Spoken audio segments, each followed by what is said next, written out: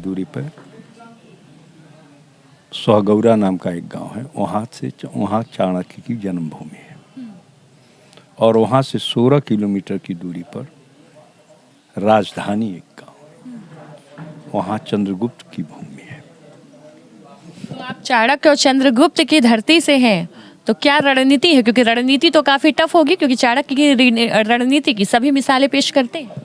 मैं अधिवक्ताओं के लिए जब मैं 1995-96 में Gorakhpur bar association civil court का सेक्रेटरी था, तो मुझे शपथ दिलाने के लिए उत्तर प्रदेश के राज्यपाल मोतीलाल वोरा आए थे। उसके बाद मैंने अधिवक्ता कल्याण के लिए कि बार एसोसिएशन वकालतनामा बेचेगी और उसको मैंने लागू करवाया पूरे प्रदेश में चीफ जस्टिस ऑफ यूपी के आदेश से। अभी जो चुनाव आ रहे हैं उसमें दावेदारी आपकी कौन से पद की है? सदस्य पद की है। कुल 25 सदस्य होते हैं पूरे प्रदेश से। वह सदस्य अपना चेयरमैन चुनते हैं। यह चुनाव एकल संक्रमणीय पद्धति से होता है, तो मैं उसमें एक प्रत्याशी हूँ और मेरा 11 सूत्री कार्यक्रम है कि अगर मैं चुनाव जीता तो मैं एक काम करूँगा। कौन कौन से काम करेंगे आप? पहला काम है गोरखपुर में हाईकोर्ट खंडपीठ की स्थापना। दूसरा काम है जिन अधिवक्ताओं की प्रैक्टिस 30 साल या 30 साल से ऊपर है, उनकी उम्र 62 साल या 62 साल से ऊपर है, उन अधिवक्ताओं के लिए मैं सरकार से मांग करता हूं कि उनके खाते में 1 करोड़ रुपया भेजें। दूसरा, जिन अधिवक्ताओं की प्रैक्टिस 1 से 5 साल है, उनके खाते में 10,000 रुपया स्टाइपेंड के रूप में दे। जिनकी प्रैक्टिस 10 से 20 साल है, उनके खाते में सरकार 20,000 रुपया दे। और मैं अधिवक्ताओं के बीमा शुल्क, जो हमारी स्वास्थ्य बीमा शुल्क है, उसको 50 लाख रुपया निर्धारित करे। अगर कोई अधिवक्ता दुर्घटना में घायल हो जाता है तो उस पर उतना रुपया सरकार खर्च कर सकती है। अगर वह इस संसार में नहीं रहता उस दुर्घटना के नाते, तो वह पैसा उनके परिवार को जाए। चौथा, मैं एडवोकेट प्रोटेक्शन एक्ट लागू कराना चाहता हूँ। वो एक्ट क्या है? सुरक्षा, अधिवक्ताओं की सुरक्षा कैसे? हाँ, इस सुरक्षा के तहत, क्योंकि आप देख ही रहे हैं कि आए दिन अधिवक्ताओं पर हमले हो रहे हैं, तो जब देश में अधिवक्ताओं पत्रकारों पर हमला होगा तो यहाँ का लोकतंत्र जीवित नहीं रहेगा। इसलिए मैं एडवोकेट प्रोटेक्शन एक्ट का लागू कराऊंगा जिस दिन मैं जीता उसके 6 महीने के अंदर। जैसा कि आपने कहा कि आप जीतेंगे 6 महीने के अंदर, तो क्या क्या चेंजेस आएंगे अधिवक्ताओं को लेकर? वही तो मैं मांग कर रहा हूँ कि अगर डॉक्टर को लोन गवर्नमेंट बैंकों से दिलवा देती है, तो अधिवक्ताओं को लोन क्यों नहीं दी?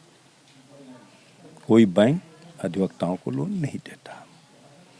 अगर टीचर कॉन्स्टिट्यूंसी है, उनकी अपनी बात आवाज उठाने के लिए, तो अधिवक्ताओं की एडवोकेट कॉन्स्टिट्यूंसी क्यों नहीं?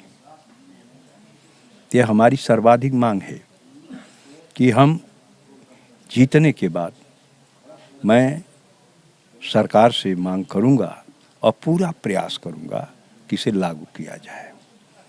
तो पहले तो जयदेश चैनल्स की शुभकामनाएं आपके साथ है कि आप बहुत ही अच्छे वोटों से जो है वो अपनी दावेदारी पेश कर रहे हैं और उसमें आपको जीत भी हासिल हो। लेकिन रणनीति क्या तैयार किया है आपने? अब देखिए, इसकी रणनीति यह है कि हम अब तक 20 जिलों में जा चुके हैं और अधिवक्ताओं का अपार स्नेह और समर्थन मिल रहा है।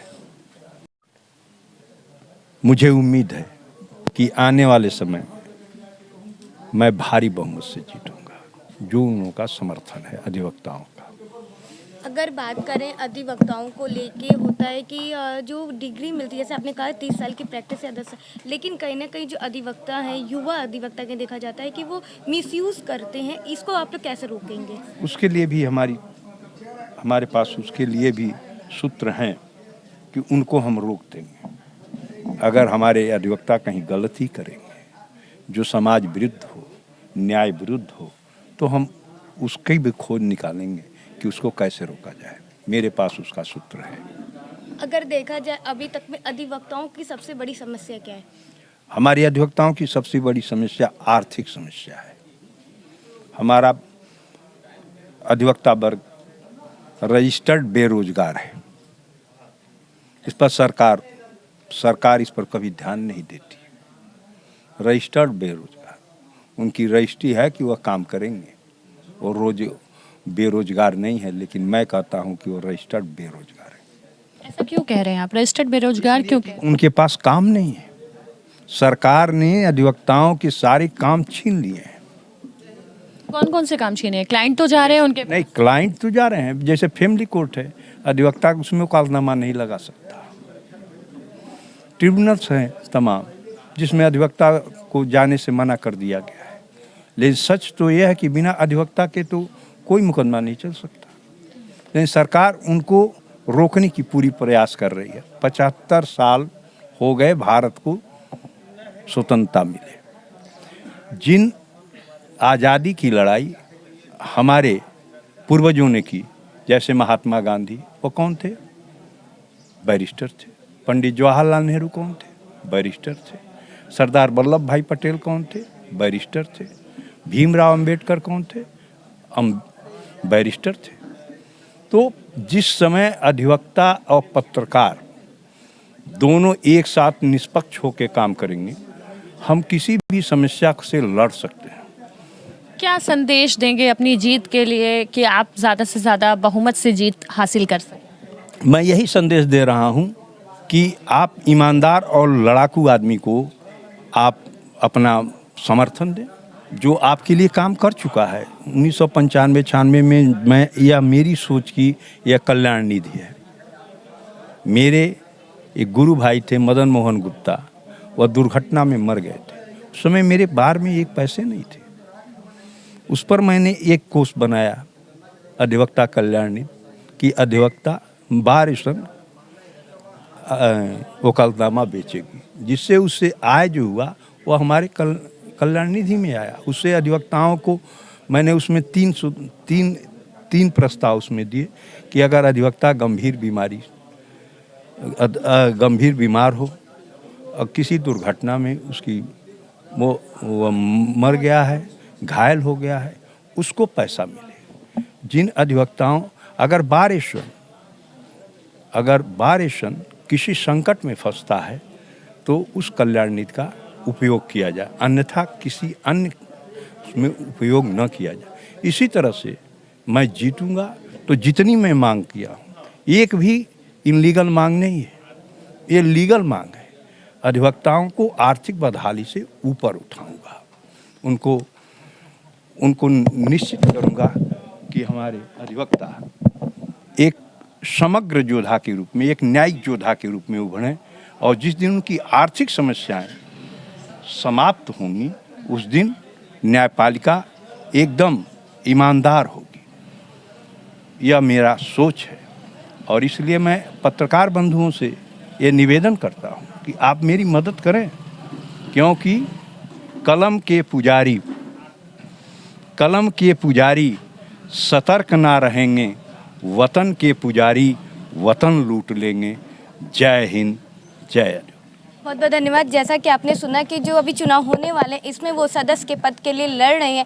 देखना होगा, जो अधिवक्ता का मेन मुद्दा होता है सुरक्षा को लेकर होता है, उसको ये जो है सरकार तक कहीं ना कहीं पहुंचाने की पूरी कोशिश करेंगे। और जो मेन जो अधिवक्ता का जो एक और बड़ी समस्या होती है आर्थिक समस्या, उसको भी कहीं ना कहीं ये अपनी बलवंत शाही जी जब जीतेंगे तो कहीं ना कहीं ये जो अधिवक्ताओं की जो कमी है, समस्याएं हैं, उसे दूर करेंगे और सरकार तक आवाज़ बन के उभरेंगे। ऐसे ही तमाम खबरों से आपको रूबरू कराते रहेंगे। आप तब तक बने रहे जय देश न्यूज़ के साथ।